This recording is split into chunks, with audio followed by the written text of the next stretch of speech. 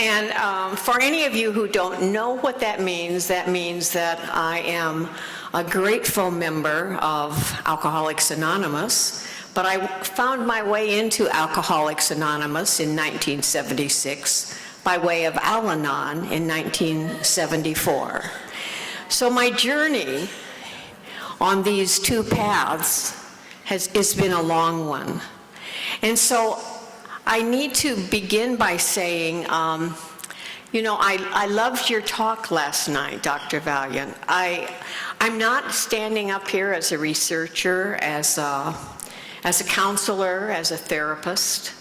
I kind of, you know, it's true I've written a lot of books and I have done a lot of speaking, but really my program here today, my life on a day-to-day basis is simply about being in recovery and what that actually means. And so when Ed asked me if I would come and speak, and I kind of thought, you know, what is he really looking for? And I decided, since I didn't have any of specific qualifications other than being just an ordinary woman in AA, an ordinary woman in recovery, that was probably the best thing I could talk about. Just to tell you a bit about who I was and what happened and how my life is now.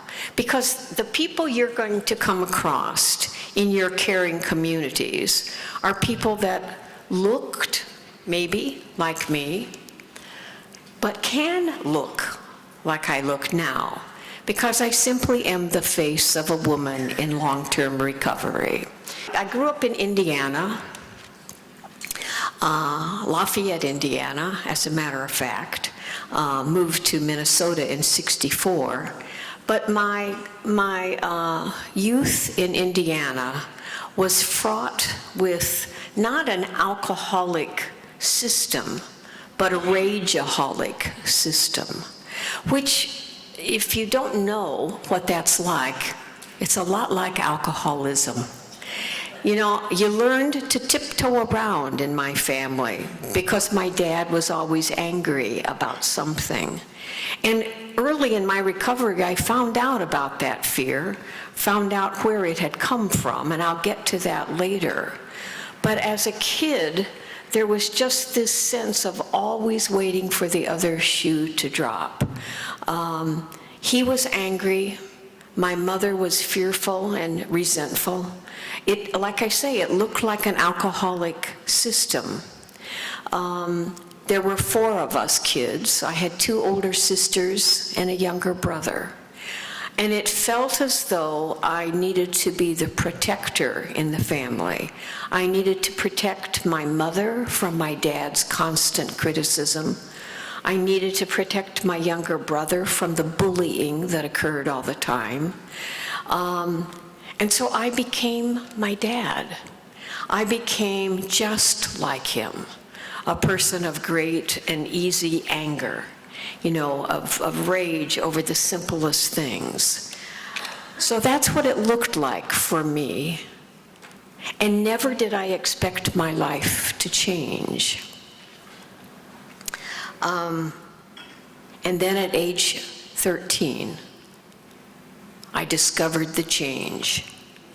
That was really the beginning of the rest of my life. At age 13, I took I had a glass of Coke, and I did what not every 13-year-old would do, but what a budding alcoholic 13-year-old would do. I poured whiskey in it. And I thought, oh my God, this is the solution. This is the solution to the problems that I constantly felt. It settled the anxiety that I had been haunted by for as long as I had lived. You know, my mother, I know, took me to the doctor when I was young, and he said, oh, she just has a nervous stomach, because I always had stomach aches. In second grade, I ended up having a ruptured appendix, but prior to that, the doctor had kept saying, oh, she just has a nervous stomach. And I did have a nervous stomach. I did have a stomach that was about to rupture. But what was really going on was that sense always of not knowing what was going to happen next. And when I took that first drink, I thought, aha, this is a way of knowing what's going to happen next. I know now a way to feel the kind of joy that we heard about last night. I know now a way of feeling connected, even though it wasn't connection with any reality to it. You know, I simply quit worrying as I drank. But I want to get into the codependency part, because from the time I was a child, I think, you know, we talk about, those of us in recovery, we talk about being born alcoholic.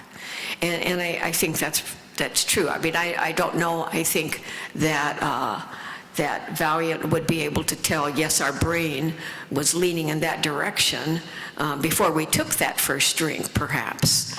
But I do know that from the time I was just a tiny tot, I was codependent. And I know that because I was constantly watching the faces of others to see if I was okay. And so it really is all meshed together for me, my codependency and my alcoholism. They blended. I don't want to say they blended beautifully, because there's terrible irony to say they blended beautifully. But my codependency, my wondering all the time what you were thinking of me, and if you liked me, and if I was going to fit in, all of that was eased the moment I took that drink of alcohol. The moment I took that first sip of Coke with whiskey in it, I wasn't so focused on you anymore. I simply felt okay.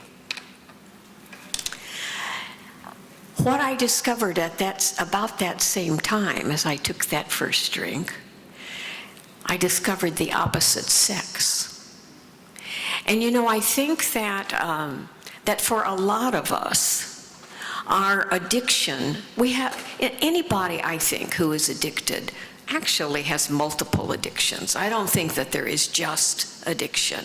You know, I mean, I think that I was addicted to how you were feeling about me. I was addicted to alcohol, and I was addicted to what every boy in my classroom was thinking about me too.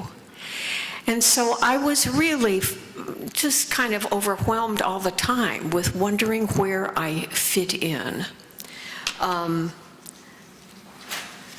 You know, I think I want to say here at the beginning that there is nothing in my life that has occurred, nothing from childhood on, that I feel was not an intentional part of the journey that I was intended to have, that brought me here to you today.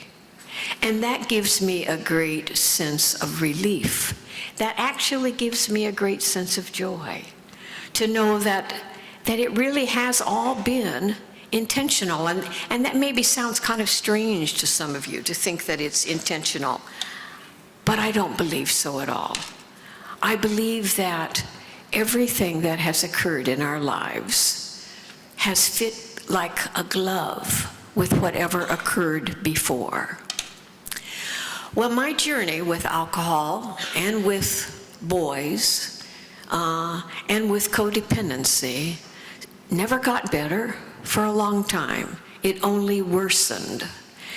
It worsened to the point that when I went off to college, my goal, and that was, I went to undergraduate at Purdue University, my goal wasn't really to get an education. I don't know how many of you grew up in the era that I did. I graduated from high school in '57. which, yes, makes me 80 years old, which is kind of shocking. How did I get to be this old? And somebody who had heard me speak earlier said, are you going to tell them about your birthday card? And I'm not so sure this is the right audience, but I'm going to tell you about the birthday card I got anyway. I should have taken a picture of it, and in fact, it's on my Facebook, I think. But at my Saturday morning AA meeting, I showed up on my 80th birthday, and they had a big cake, and they gave me a card that said, 80 is the new holy fuck.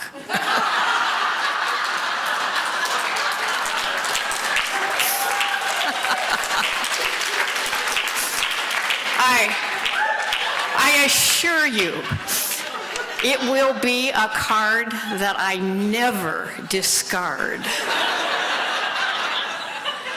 You know, who knew what it was, that it was going to come as quickly as it came? You know, it's like 70 seems so long ago now, and 90 seems so doggone close.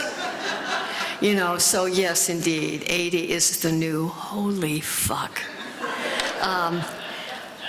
But back to some of those things that happened to me as a kid that I want to hit on, because I know that you're all members of the caring community. Some of you are counselors, some of you are clergy, some of you are simply here out of interest because you're in recovery just like me.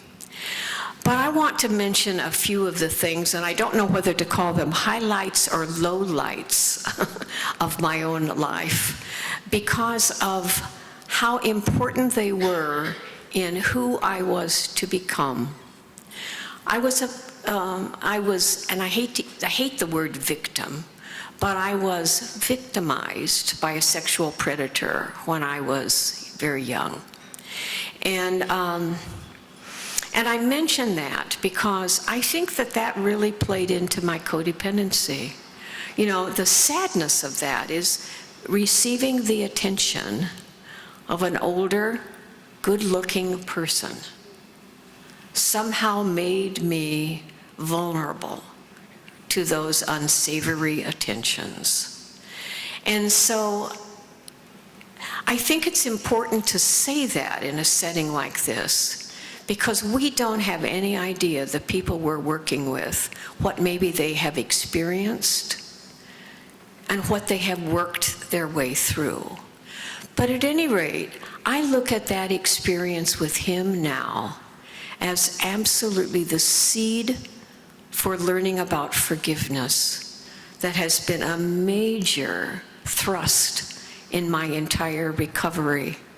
I don't want to ever indicate that somebody who commits an egregious act like that shouldn't be held accountable, although he never was. He never was because I never told, because I never believed I would be believed, which I think happens so often. And because he was a family member, not of my immediate family, but a family member. And I've already told you a little bit about the family I grew up in. I was afraid that they would say, what did you do? How did you cause it? Rather than, oh, how can we hold you and walk you through this?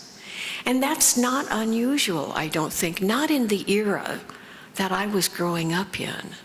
But at any rate, it's really important, I think, for me to stress again and again, not just to you, but to myself, that even an act such as that plays its part in the evolution of our lives. Again, I want to reiterate, it's not to let him off the hook, although he's dead, so he got off easy. Well, no, I don't. That's a terrible way to put it. I don't mean it that way, really. God forgive me. But I never confronted him. I know he knew. I know he also knew that I ended up forgiving him because I was able to be in his presence in a loving way. And the only way I was able to get to that point was because of what I have learned in these rooms that so many of us share. But back to the story. See, one of the good things about being 80 is that you can just kind of wander around and jump around. You know, I have a whole bunch of notes here. I have really barely looked at them. I may not end up saying anything that's on them at all, but some of you who come to my afternoon or the 11 o'clock session may hear some of the things that I was supposed to say this morning. But at any rate, I was always on the look for alcohol. I was always on the look for acceptance. I was always on the look for the right boyfriend. All three of those things haunted me. And so, of course, I found them all when I met my husband at Purdue University. He drank even more than me. He fit the bill beautifully. He was very smart, and I thought, oh, this is good. And he had a red Buick convertible. I thought, this is great. So I married him. We married in our senior year at Purdue, and it was 12-year, very sad, very codependent, very alcoholic marriage. Filled with infidelities, filled with all the sadnesses that you can imagine in a marriage, but not a marriage that I was even willing to walk away from. And the reason was because of how codependent I was. What would people think of me for having made this choice? What is my family going to say? As a matter of fact, when we decided to divorce, and I told my mother, and I went back to Lafayette to visit, she said, now don't tell anybody yet.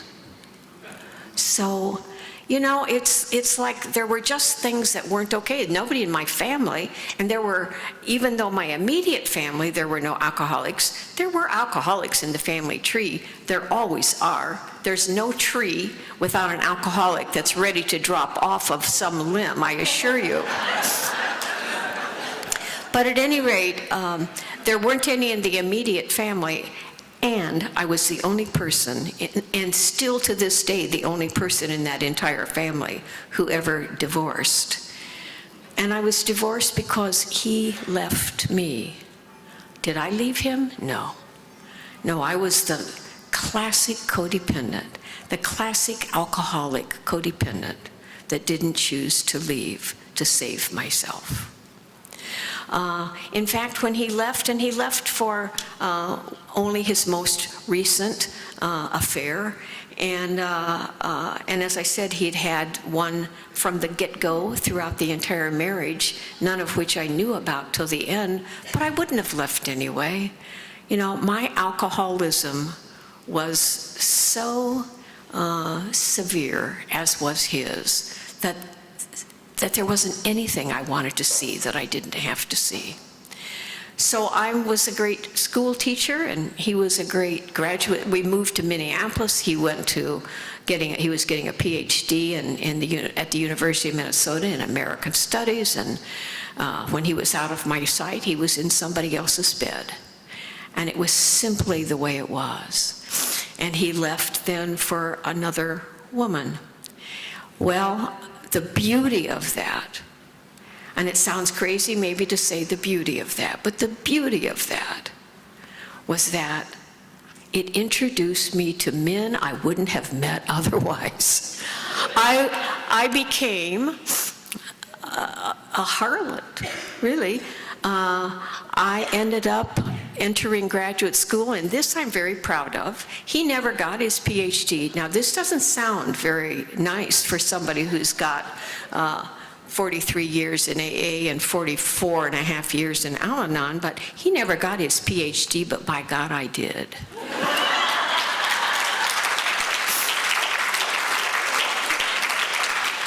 I had never planned to go to graduate school, But my life was, I was at such disarray.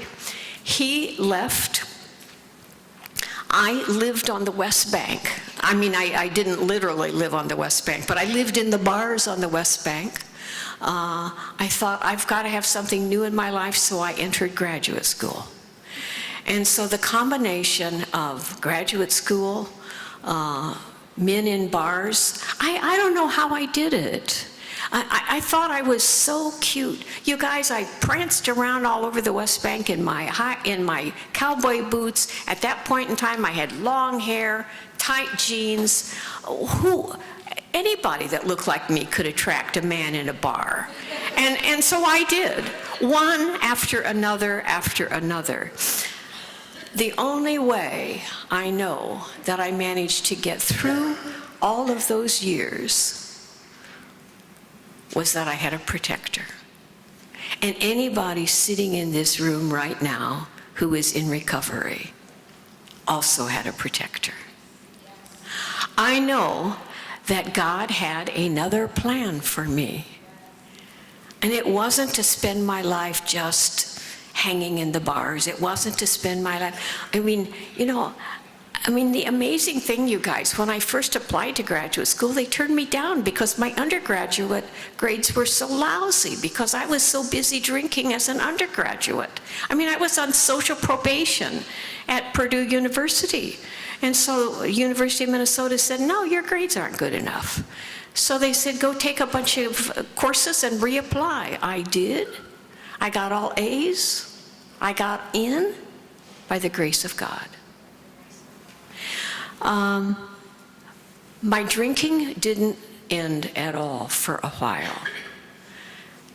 But what did happen is one bad relationship after another is what ultimately led me into the rooms of Al-Anon in 1974. And I don't think it makes one whit of difference how it is we end up finding our way into a better lifestyle. I found my way into the rooms of Al-Anon because I was involved with a really sick drunk who went through treatment at the Veterans Hospital, and his counselor said, little lady, and that's exactly what he called me, little lady, you need to go to Al-Anon. And I walked into Al-Anon, and I had no idea what to expect. I walked in, and as I was coming down the hall, and it was at the Unitarian Church on Mount Curve, and that was in the neighborhood where I lived at that time, right across from Loring Park. And I could hear the laughter, and I thought evidently that was the wrong room, but I went ahead and you don't know what to expect when you've never been to a meeting before. So I walked in and looked around, and then I saw on the wall the 12 steps and the 12 traditions, which I really didn't know what they were. But I looked at them and thought, well, this is not for me because it's talking about God. And after all, graduate students don't believe in God. So I just thought, but I was too embarrassed to walk out. So I thought, well, I'll just sit down for a moment. And I listened to people share.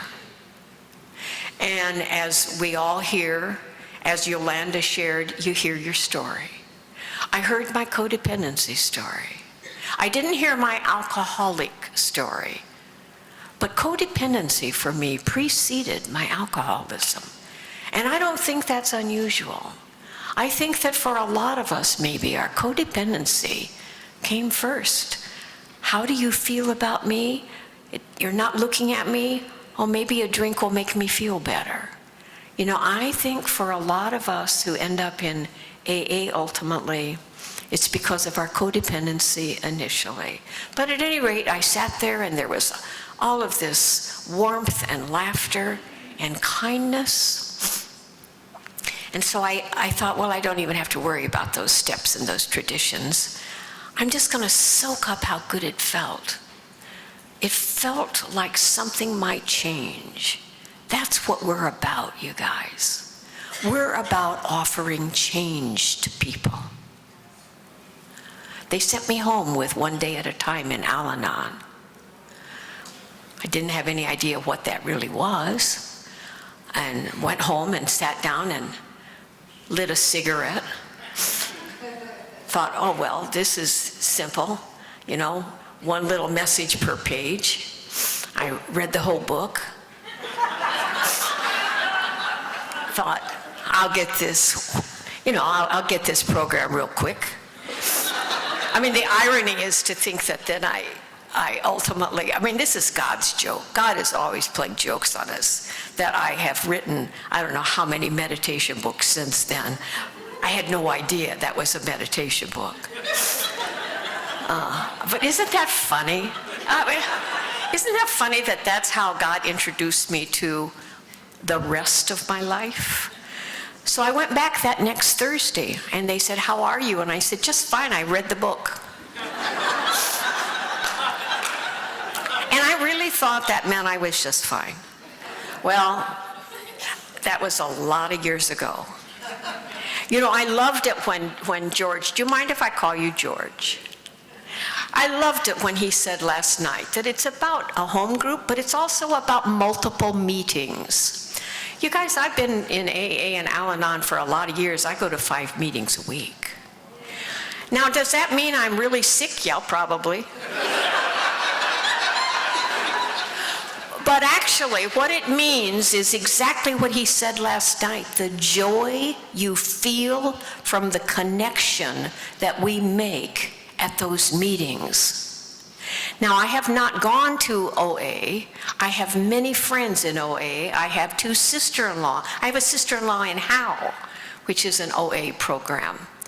But I know what happens to us at those meetings. And I just hunger for those meetings. I'm missing the meeting this morning that gave me that great card, that 80 is the new Holy Father. I'm the trusted servant at that meeting, so my husband is there doing my duty this morning. But at any rate, I go to 5 meetings a week because I love being in the presence of all of us who are not only making a difference in our lives, but we are learning how to continue to make a difference in the lives of others. I'd like to be able to say, I better look at my watch. I'd like to be able to say that all of my years in AA and Al-Anon have been easy. They have not. I have never had the desire to pick up another drink. You know, when I need to tell you about the first AA meeting I went to. I was in another bad relationship. We were in a couples group. There were 6 couples. All 5, the other 5 couples had shared week after week after week. And then it was our turn to share. But the hour was me, because he never showed up. For 5 weeks, he never showed up. Codependent? I think so. I kept going. And guess what? Every week, I had even a better excuse than the preceding week for why he wasn't able to be there. Because I wanted to, of course, not make myself look so bad. I didn't want them to think, why would she be with a loser that never shows up? So on the 6th week, she said, maybe we ought to hear from you, Karen. So I thought, okay. And I just began to share a little bit about my story, not even thinking that I was revealing who I really was. You know, I shared about my drinking. I didn't share all about my drinking. I didn't share about all the times I was in the wrong part of Minneapolis with the wrong people doing the wrong things. I didn't share all the nitty-gritty, scary parts of, I just kind of shared a little bit. And she said, you know, Karen, I think maybe you need AA. And it was like, what? And then, of course, she asks the people in the group, is there anybody here that wants to take Karen to an AA meeting? Well, you know how damn eager we all are. So all these hands went up, and I was trapped. So I said, okay, I'll go. So that next Monday, I agreed to go to meet these people. And I kept thinking, now, maybe they won't show. If they don't show, what will I do? But I was really struck by the number of really interesting looking people that went into the room. It was at 12 by 12 was the name of the group. It was at St. Paul Episcopal Church by Lake of the Isles. That was my first AA meeting. I'm not sure if it's still going on or if any of you are old 12 by 12ers here, but at any rate, they showed up. I went in and I looked around and I couldn't believe my eyes. The room was more than half full of good-looking men. And I thought, who needs John? I have a whole room to choose from. Codependent? I'd say so. I was so desperate to have somebody let me know that I mattered. That's codependency. Having somebody else let you know that you really, now codependency is defined by many people in many different ways, and when Ed said, well, my codependency, and maybe it was because it was also complicated by my alcoholism, but I was just desperate to know that you wanted me. I wanted to take you as my hostage. So I looked around this room and I thought, surely there's a hostage here. I didn't know that word then. But really, and it was like that Al-Anon meeting a year and a half earlier. There was all this laughter, people hugging, and I thought, oh my God, this must be the newest thing in Minneapolis, you know? And a guy came up to me at the end of the meeting.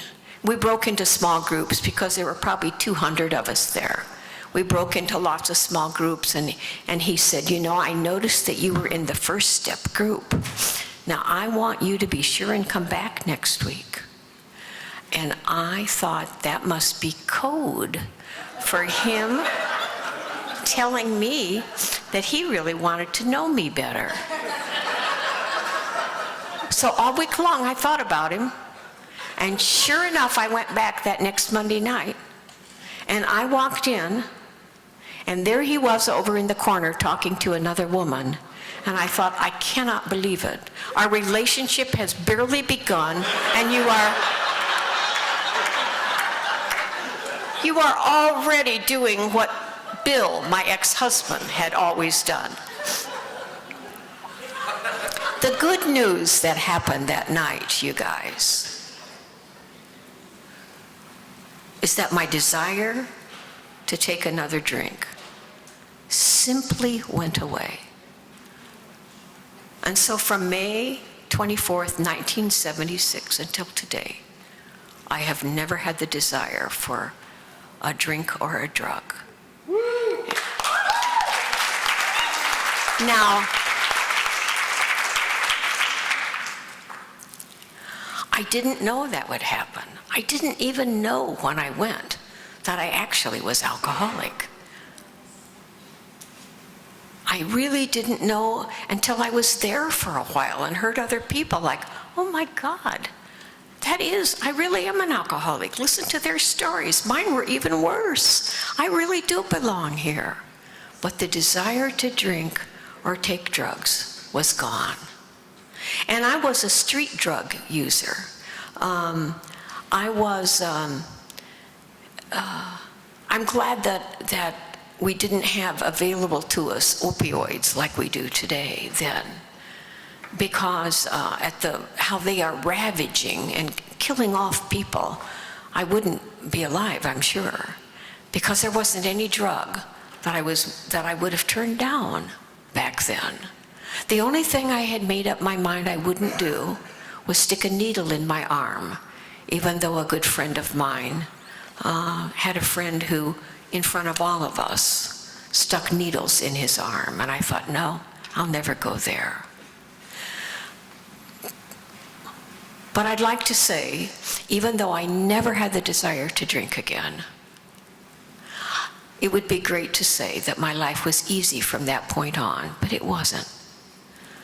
I was chronically depressed and had been from childhood. I didn't understand that that's what it was, but you guys, I would go to meetings and I would feel wonderful, and I would leave the meeting and I would go home and I would feel terribly afraid.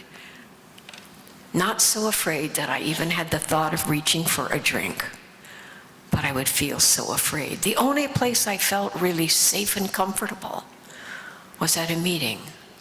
So I had a lot of thoughts of suicide. I realized at that time, and particularly in retrospect, I had thoughts of suicide when I was a kid, when I was young, and they weren't the kind of thoughts where, gee, I think I'll hang myself, but gee, I think I might just disappear. You know, when you grow up in a family where there's no sense of connection, no joy, and I don't want to paint my parents as bad people. You guys, they were doing the best they could. My father was so filled with fear, and he told me when I interviewed him after I got into recovery and asked him about his life, he said he'd been afraid every day of his life. He'd been afraid because of what had happened when he was 6 years old. He had cut off the tips of his younger brother's fingers while he was pushing a lawnmower. And his parents nearly killed him. And from that moment on, he felt like he had to be perfect, so the rest of us did too. We had to be perfect in that household, which is why he was so afraid, because he could see imperfection everywhere, in all of us, but particularly in himself. And it turned him into an angry, fearful, rageful man. But at any rate, my struggle with thoughts of suicide reached a crescendo after I had been sober about 18 months. And again, I want to say that, you know, I don't think this is maybe uncommon. You know, even after all these years, I don't have thoughts of suicide anymore. But I'm not going to lie to you. I'm not feeling calm and serene all the time.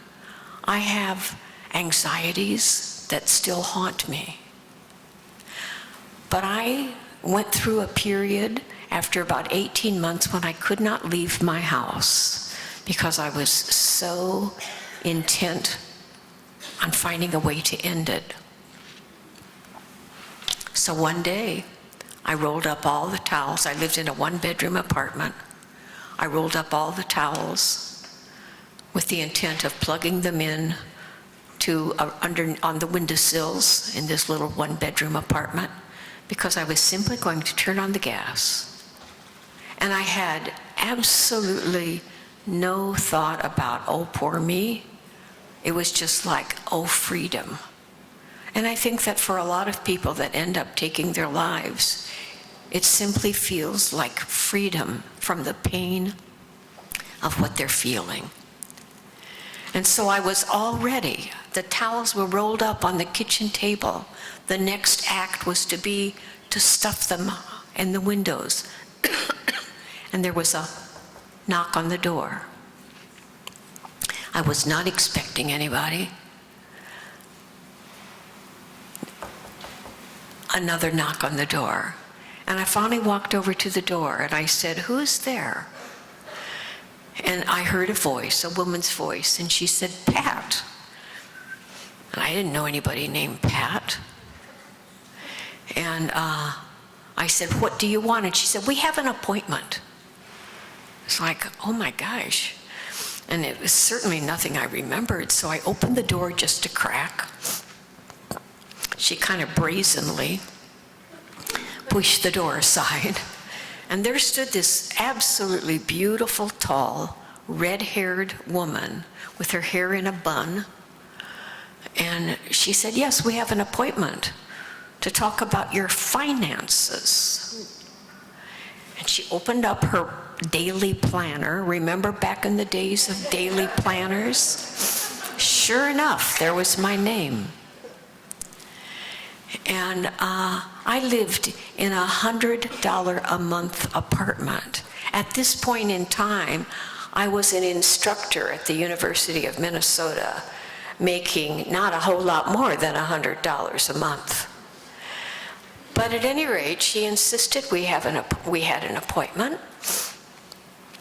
I felt, I mean, you know, somebody who's about ready to commit suicide is not feeling very strong and vibrant.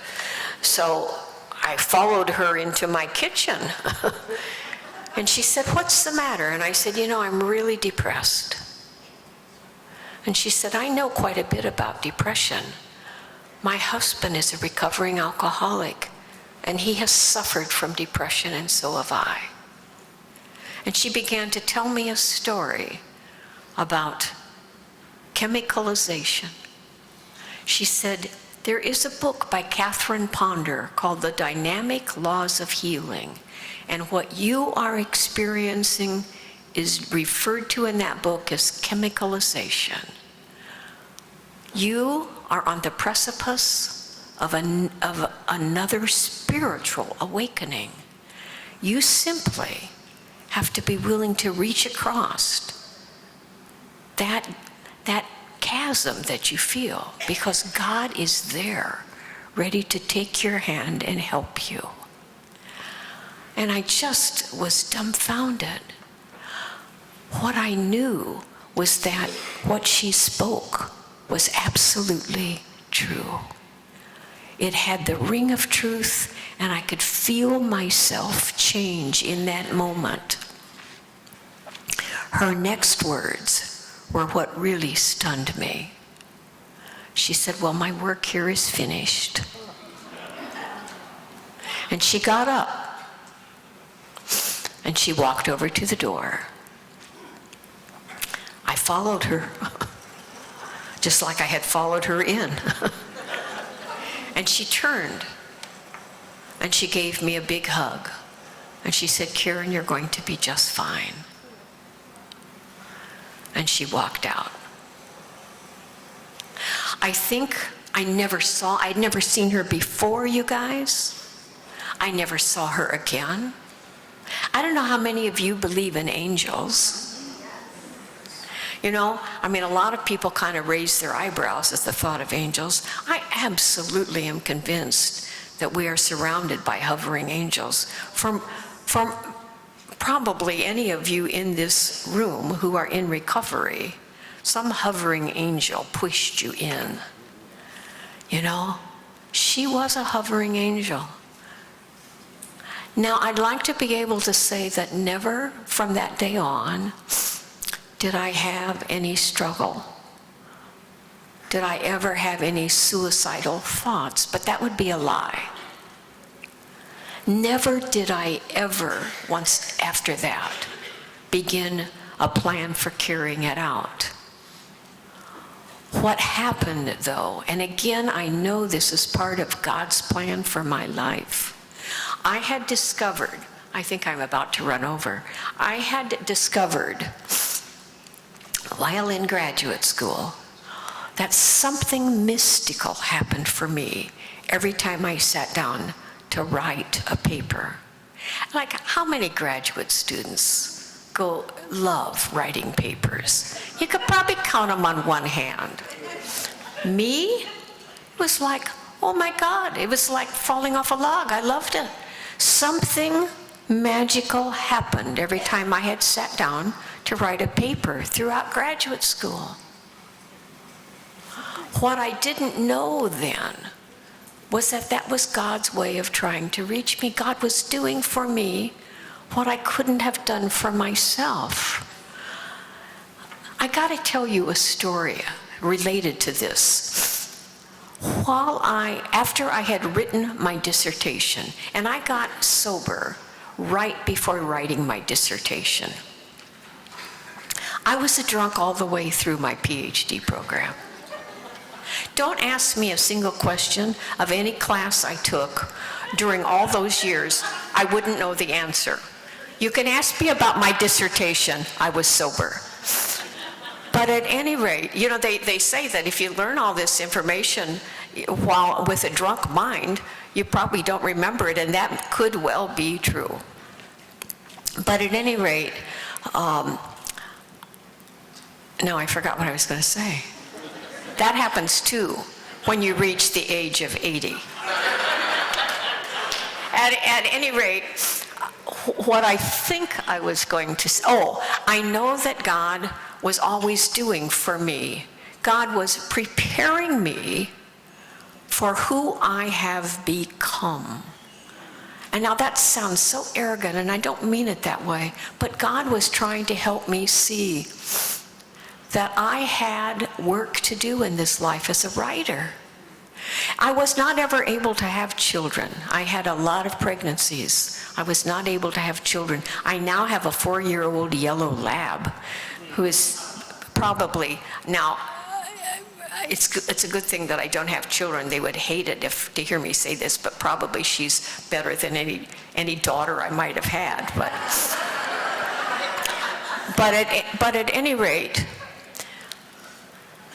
I started writing as a way of feeling connected. I would go to those meetings, those home groups and those other meetings too, and feel the joy that George talked about last night, that sense of connection. And as I said, I would come home and I would feel suddenly empty until I sat down to write. That is, in fact, what ultimately became that first book, Each Day a New Beginning. It wasn't ever intended to be a book that anybody would read. It was my conversation with God. That it became a book was God's plan, not mine. The beauty of that is that I think that was God's way of saying, these are the children you will give birth to, all of the rest of these books. And you know, it's like I can't claim to even be the voice. All I can claim is to be the willing channel, to sit as it feels that God is speaking. And I don't want that to sound eerie and weird. All I mean is that when I sit down, and probably the same is true for you, George, you sit down to write something and you don't even know that you were thinking that. It just suddenly it appears before you, you know? And so I sit at the computer. The first 5 books I wrote longhand, and I thought, and I hired somebody to type them. And then I got my first computer in 1991, and I thought, oh, my writing is over. I'm sure I'll never be able to sit here at a computer and write. Nothing had changed. I sit, and I hope the same is true for you. I sit, and I do not know what happens. It just happens. All I know, you guys, and I guess all I'm trying to say, and I have been all over the board, and I really didn't say anything I was going to tell you about here. Look at all these pages. All I want to say and end with is that all we have to do is be willing. All we have to do is say, I'll do that. I have a good friend, a sponsee actually, down in Naples. That's where I live about 7 months of the year. You can imagine which months. Anyway, we've talked a lot about her son, who is an opioid heroin addict, and how we really make these contracts with others, I believe, on what we're going to learn, how we're going to be learning partners for each other in this life. And so she and I talked, and I said, you know, Julie, I think that before you were born into this life, you said, I'll be his mom. I think that somehow that's what we all decided. I'll be this person. I will show up and do this job. I will share my heart in this way. I will show that connection is possible. Whether it's in the rooms of AA or Al-Anon or OA or GA or NA, or at the grocery store. All we're asked to do, I think, is to show somebody else that they have mattered and make a connection with them. Any connection we make with somebody else simply might be the gift that they need in that moment to make a new decision for their life. It's about showing others through our behavior that there are other choices that can be made, one after another. And you know, the choice to come here today that Ed gave me was one that I'm so glad that I said yes to. Because, you know, we really are the way showers. Whether, I don't know how many, I have no idea how many of you out there are in a 12-step group or not, it doesn't matter. We all care about those who are. And that's what makes the difference. That's the way somebody will decide that there is a reason to make a new choice in their lives. I know at age 80 that I still have work to do. I know that there is probably still another few words I need to write, another few words I need to say. I know for sure there are many connections I still need to be present for. Because every single person you encounter, everyone is intentional. There are no accidental visitors on our path. Where you are is where you have been called to be. And we all have been called to be here today for this great conference. And I thank you for your attention.